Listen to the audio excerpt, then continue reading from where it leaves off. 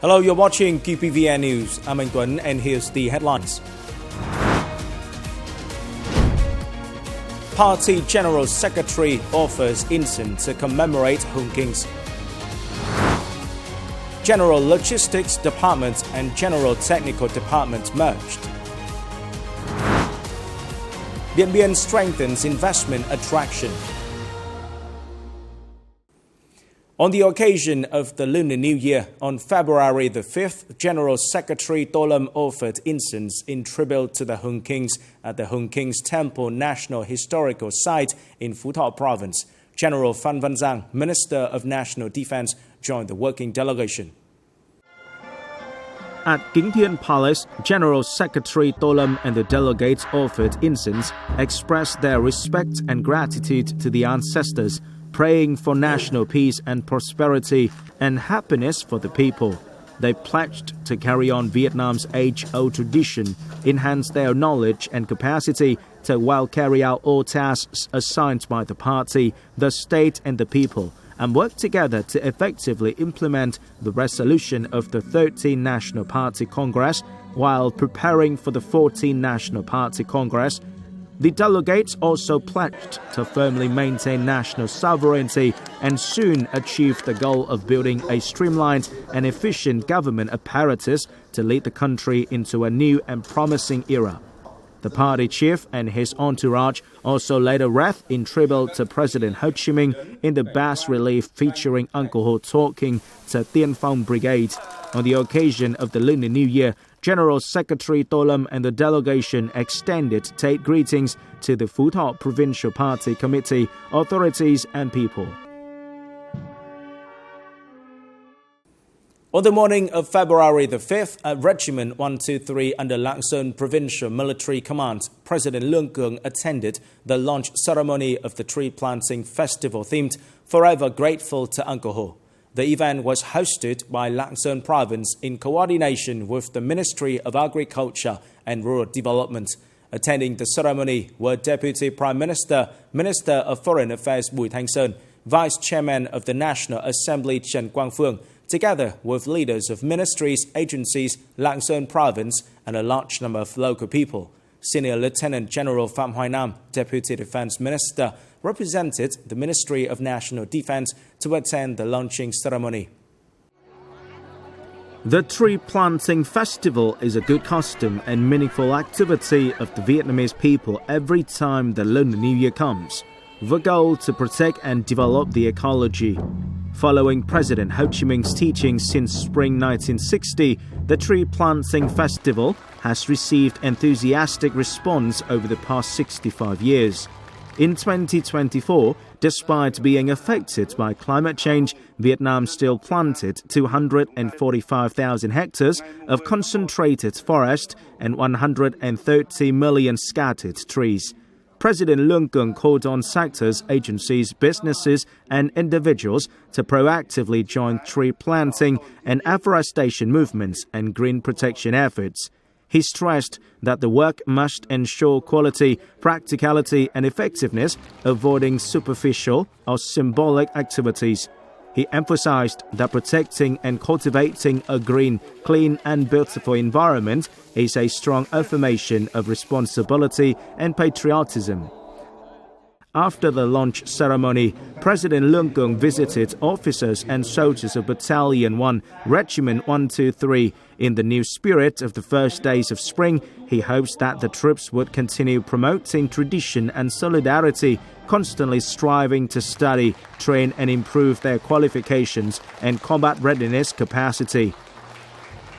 On the same day, President Lương Cường met with the Standing Board of Lạng Sơn Provincial Party Committee on the occasion of the Lunar New Year 2025. On February the 5th in Hanoi, the National Assembly Standing Committee convened its 42nd session under the chair of National Assembly Chairman Trần Thanh Mẫn. The top legislator appreciated the preparation effort and responsibility of relevant agencies of the government and National Assembly for this session, which will be focused on reviewing and providing feedback on draft laws and resolutions set for immediate issuance to facilitate the restructuring and streamlining of the government apparatus, These will be submitted to the National Assembly at its 9th extraordinary session, scheduled for February the 12th to the 18th. The Standing Committee will also consider and decide on several issues related to the 2025 work programme. On February the 5th, General Phan Van Giang, Minister of National Defense, chaired the ceremony to announce the decision to merge the General Logistics Department and the General Technical Department and reorganize them into the General Logistics and Technical Department. Attending the ceremony was Senior Lieutenant General Trịnh Văn Quyết, Chairman of the General Political Department, Senior Lieutenant General Võ Minh Lương, Deputy Minister of National Defense, and leaders of the Ministry of National Defense, the General Staff, and the General Political Department of the Vietnam People's Army.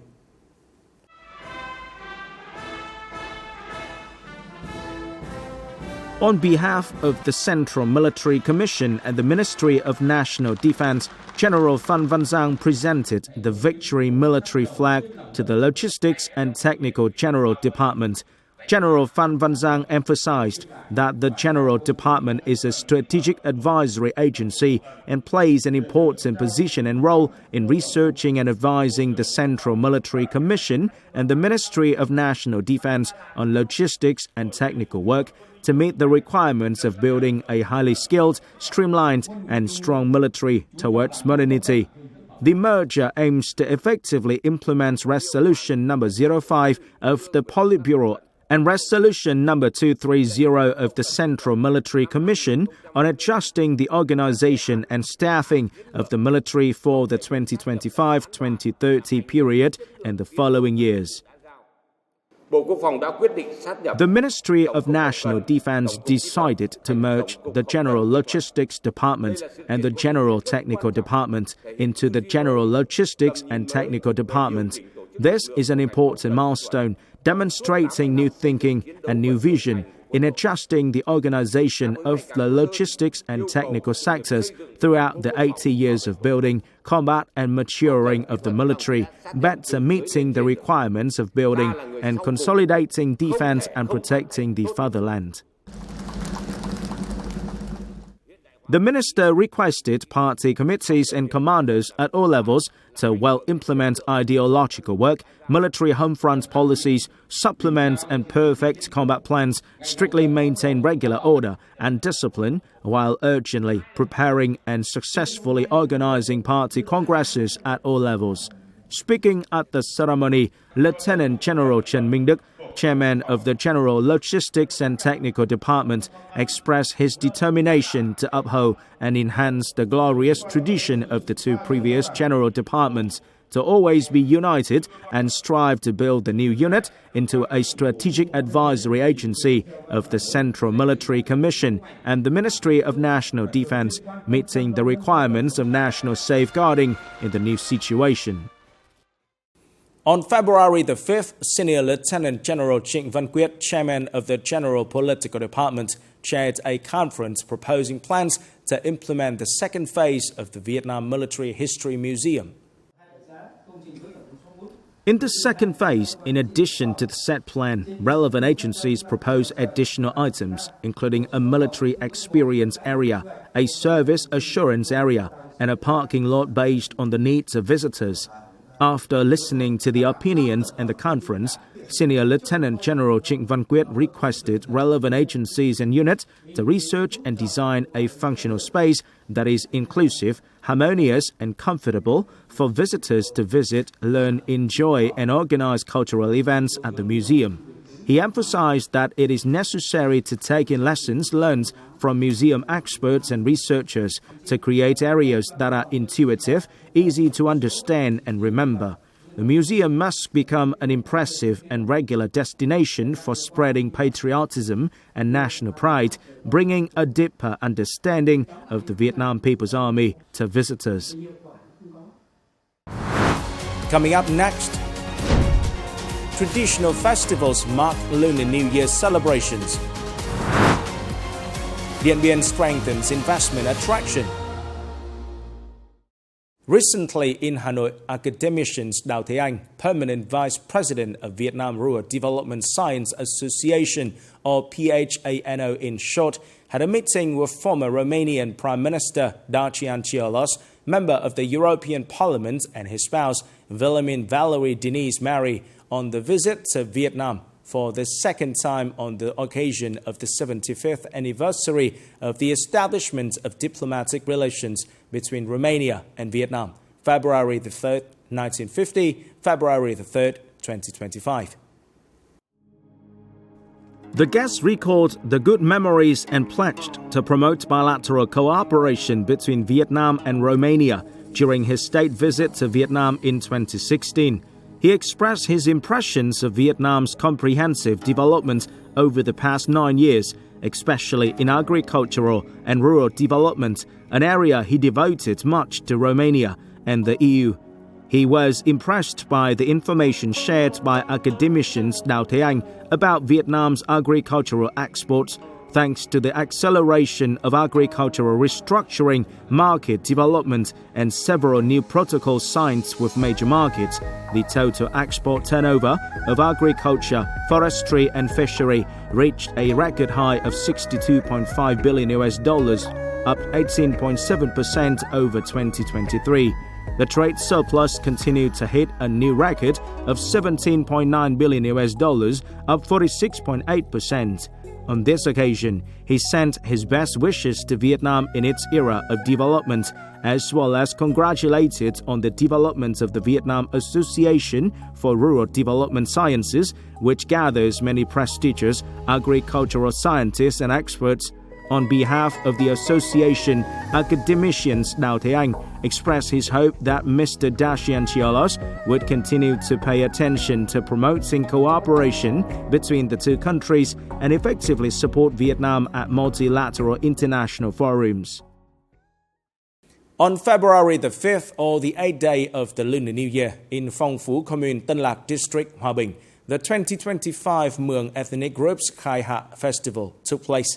This is the largest traditional folk festival, an indispensable cultural and religious activity during the New Year of the Mường people in Hòa Bình. In detail, this festival is usually held right after Tet, with many unique rituals. Khai Hạ Festival in each Mường region takes place at different times and places. The celebration honors deities and ancestors who established the Mường territories while seeking blessings for bumper crops and prosperity in the coming year. This year's festival features 600 gong performers and various cultural activities representing the distinct characteristics of all four Mường regions. With strong innovation and breakthrough, Dien Bien Province has made a bold step in attracting investment, becoming an appealing destination for many domestic and foreign enterprises. In 2025, Dien Bien will continue to improve the investment and business environment and introduce outstanding preferential policies to attract more investors, thus opening up new development prospects.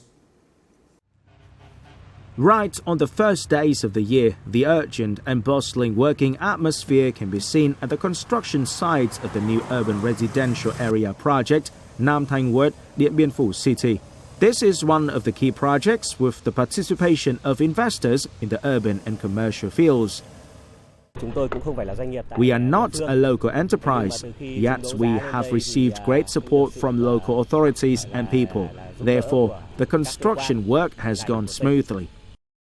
Entering the new year, Dien Bien continues to affirm its outstanding marks in attracting investment, with a dramatic increase in the number of projects and total investment capital, affirming Dien Bien's strong commitment to improving the business environment, creating favorable conditions for domestic and foreign investors.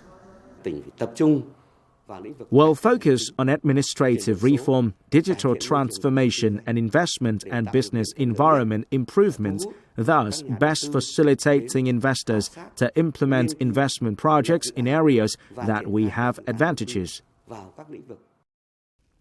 Over the past 2 years, Dien Bien has approved investment for 42 projects in many fields such as urban housing, hydropower, trade and services, In detail, such large corporations as Sun Group and Vin Group have come to survey and sign agreements to carry out large projects in the locality. This is the end of the QPVN News today. Remember to watch our news again at qpvn.vn. Thank you for watching and goodbye for now.